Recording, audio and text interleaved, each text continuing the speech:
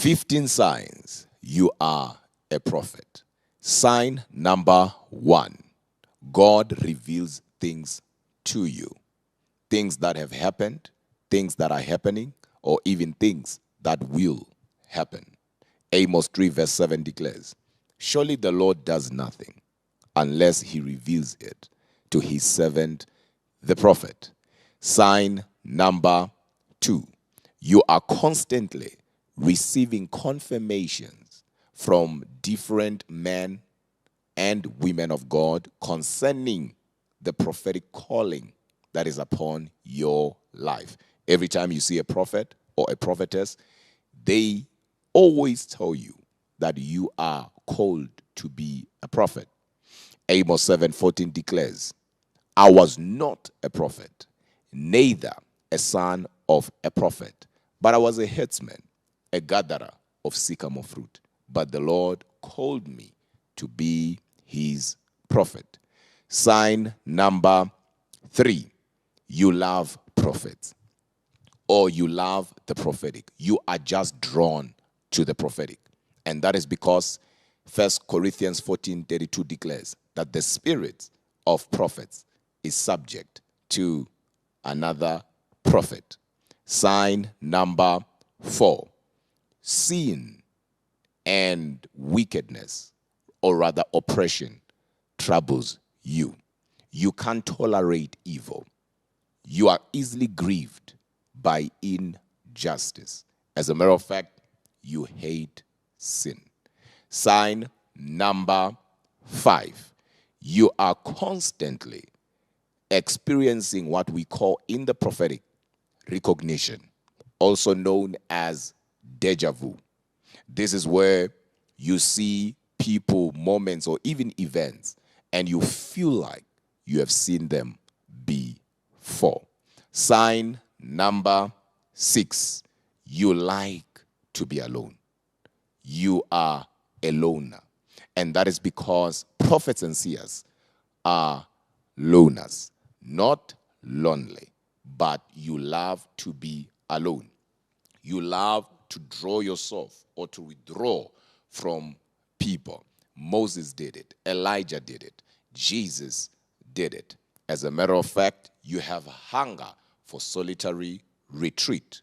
Sign number 7, you always feel isolated, but don't know why. And that is because isolation is a mother of greatness. Every great prophet, every great prophetess is and was isolated by God. And you see that in 1 Kings chapter 17. Sign number 8, you are a dreamer. You hear God in dreams. And that is because Numbers 12 verse 6 declares, if there is a prophet among you, I, the Lord, will make myself known unto him in a vision, and I will speak to him in a dream. Sign number 9, you have a praying spirit. You are an intercessor. You love praying for others. And that is because Ezekiel chapter 22 verses 30 declares that I looked for a man who would stand in a gap, but I found none. So you are always compelled to stand in the gap. Sign number 10, it hurts you when something happens and you did not know about it, whether good or bad. You feel like you should have known. And sometimes you feel like God was actually telling you about that very thing, but you were not paying attention. Sign number 11, word of knowledge. You seem to know things that people did not tell you about. And sometimes you can even feel what somebody is feeling. I'm talking about feeling it in your body. A person can stand next to you having a headache. A person can stand next to you having a back pain. And all of a sudden, you will feel what they are feeling. Sign number 12, you are a man or a woman of faith. And that is because Romans 12 verse 6 declares that as we prophesy in and by faith. So you are a man or a woman of faith. Where others are seeing a dead end, you are seeing a breakthrough. Where others are not seeing a way out, you are actually seeing a way out. Sign number 13.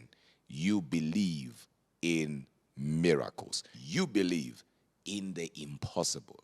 You actually believe that anything is possible. Sign number 14. This is very powerful, and please pay attention to this. You can easily shift from confidence to fear. Not because God has given you the spirit of fear, but because God is reminding you that you are still human. And we see that in the book of Samuel, when Samuel himself, according to the Bible, said, none of his words ever fell down to the ground. When Israel rejected Samuel, God said to Samuel, they did not just reject you, but they rejected me. But the same Samuel, when God told him, go and anoint David, he said what? I am afraid. I am afraid of Saul. And not only that, we see also Elijah, who in the book of 1 Kings chapter 18, and you read verses 37, he called fire from heaven when he challenged the prophets of Baal. He went straight to Ahab and commanded him to return Israel back to God. But the same Elijah runs away from Jezebel. I mean, he called fire. I mean, he was so powerful. Why? It's because people who are in the prophetic office can easily move from confidence to fear, not because they have the spirit of fear. I'll give you another example. When you look at Elisha in the Bible, in the book of 2 Kings, and you read chapter 2 and verses 24, he cursed children that were mocking him, and 2 bears came, ate them. He was a powerful prophet. But in the same book of 2 Kings chapter 6, and you read, I believe it's verse 32, he says to the elders, there is a son of a murderer who's coming for his head, who's coming to kill him, and they must hold the door and make sure that he, the murderer, does not come in to murder him. So you will see a prophet here who has an ability to command nature, to command animals to fight on his behalf or to do what he wants them to do. But at the same time, we see him being worried about somebody coming to kill him. And that is because people who are in the prophetic office, hence I said this is important, can easily move from confidence to fear. John was a prophet. He declared that Jesus was the Son of God and Jesus is greater than him. But when he was now in prison, he sent his disciples to ask if Jesus is really the Messiah. And that was because he expected Jesus to come and deliver him from prison. So he was once confident that Jesus was and is the Son of God. But when he was now in prison, he was shaken. Sign number 15. Your predictions come to pass.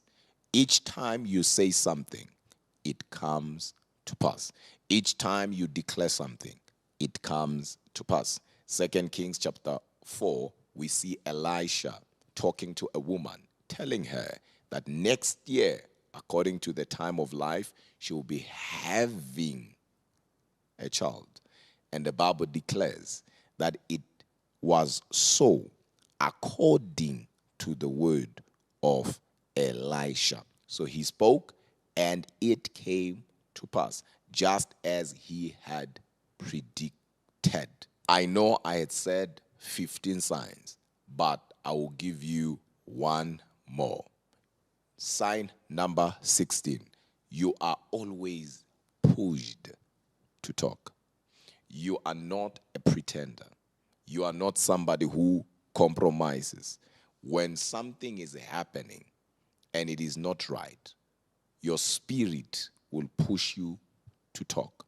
And sometimes you will try your best to avoid saying a word, but you'll find yourself involved. And not because you want to be involved, but because you are pushed to talk or to address a matter. Sign number 17. You prove things with power. Remember Elijah? When he challenged the prophets of Baal, he said, we will see today who God is, who the real God is. And he went further and said, the one who shall answer by fire. Prophets love proving things with power.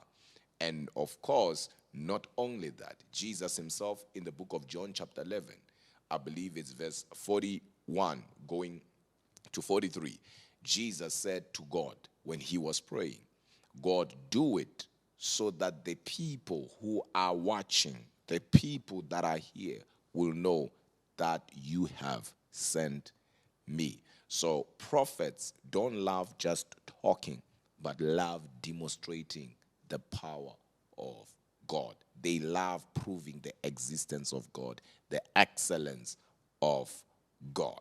Sign number 18. You delight in God's burden. Sign number 19. You are full of love and strict at the same time. Sign number 20. You love God's presence.